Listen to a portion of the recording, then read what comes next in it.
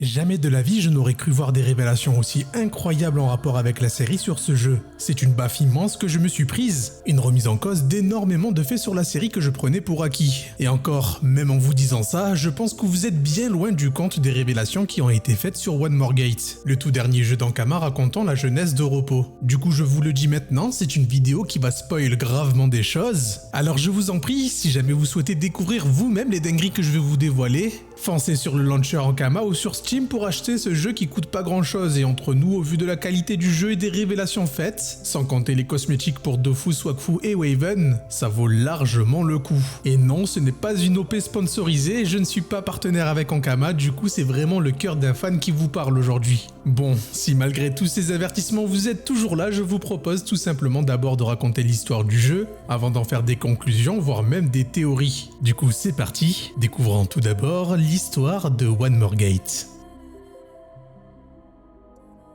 Lorsque nous débutons notre aventure, une drôle de voix essaye de nous atteindre pour nous sortir de la pénombre, mais elle sera interrompue par un autre interlocuteur qui semble vouloir s'accaparer jusqu'à notre existence même en nous coupant de notre passé. On se retrouve alors téléporté dans un endroit étrange, et les glyphes faisant fonctionner le zap qui nous ont téléportés jusqu'ici se volatilisent dans la nature. Tout ça provoquera un boucan qui réveillera les habitants du village, et par peur des représailles, Europos s'enfuira à travers le zap. Mais dénuée de ses glyphes, elle ne le mènera qu'aux prairies alentour du village. Il se fera alors rapidement appréhendé par une guerrière talentueuse du village qui contraindra Europos à réparer ce qui semblerait-il pour les locaux serait de sa faute. C'est ainsi que s'amorcera la quête d'Europos dans le village de Cadria, un Europos amnésique qui va renforcer ses pouvoirs grâce à Hildegarde l'aubergiste, Ria la maîtresse du dojo et plein d'autres personnages que nous découvrirons au fil de nos aventures. Tout d'abord, nous commencerons par nous débarrasser du Bouffetou Royal pour retrouver le premier glyphe, ce qui permettra à un dénommé Rémi Crépin de sortir de sa cachette par peur que le Bouffetou Royal ne le démolisse. Un nom de famille que l'on connaît tous par cœur puisqu'il porte le nom de Kérubim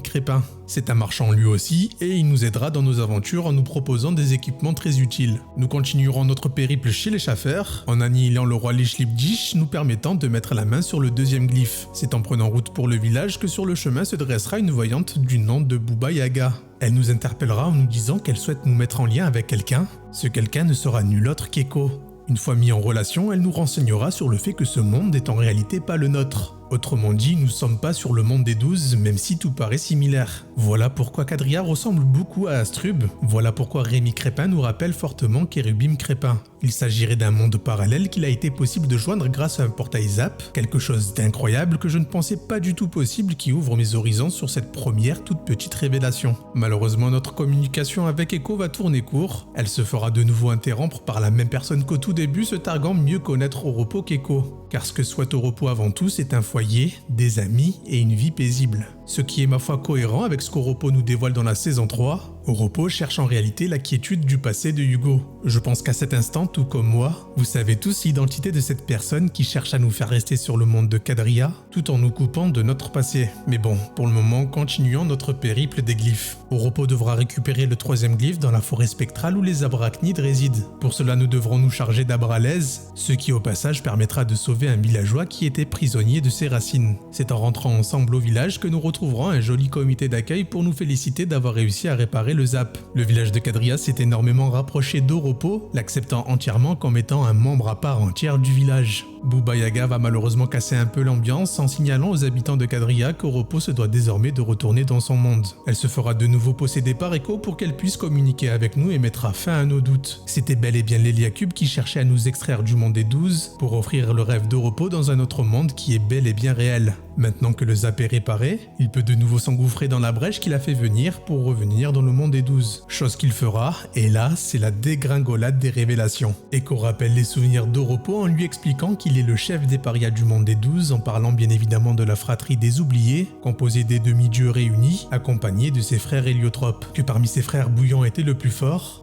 même de la fratrie au final, mais que malheureusement il n'a pas pu faire le poids face aux redoutables ennemis qu'ont été Chibi et Grogalo Ragran. Chibi qui d'après Echo a vaincu Bouillon et bien d'autres alliés d'Europos le jour où il se sent attaqué à eux. Elle nous parle aussi d'Aton, Aton qui je le rappelle a été montré dans le dernier trailer de la saison 4, montrant l'importance énorme de ce personnage qui semble très complexe. Un frère d'Europos qui cherche sens à son existence tant il se sent vide d'émotion, vide de motivation, vide simplement d'humanité. Un sentiment de vide qui, au crépuscule de sa vie, a fini enfin par se combler en se prouvant qu'il n'était pas si vide que ça finalement. L'Héliacube prend de nouveau la parole pour amener Oropo vers lui en lui expliquant que maintenant qu'il est amnésique, à quoi bon retourner vers des inconnus qui n'existent plus alors que les habitants de Quadria l'ont complètement accepté comme l'un des leurs, que Quadria était désormais son foyer et qu'Echo ne cherche qu'à manipuler Oropo. Echo, tant bien que mal, essaye encore de rappeler à Oropo son combat avec ses amis contre Grug Aloragran pour l'Héliacube, un Héliacube qui aurait donné la puissance dont Oropo aurait rêvé, créant alors un lien avec lui permettant de le comprendre mieux que personne. Malgré tout, Oropo refuse que l'Héliacube l'emprisonne dans ce monde. Il revêt une tenue qui nous a déjà été teasée par les images de l'OAV d'Oropo, une tenue qu'il revêt pour combattre l'Héliacube en personne qui a décidé de prendre les traits de celui qui les a pourfendus,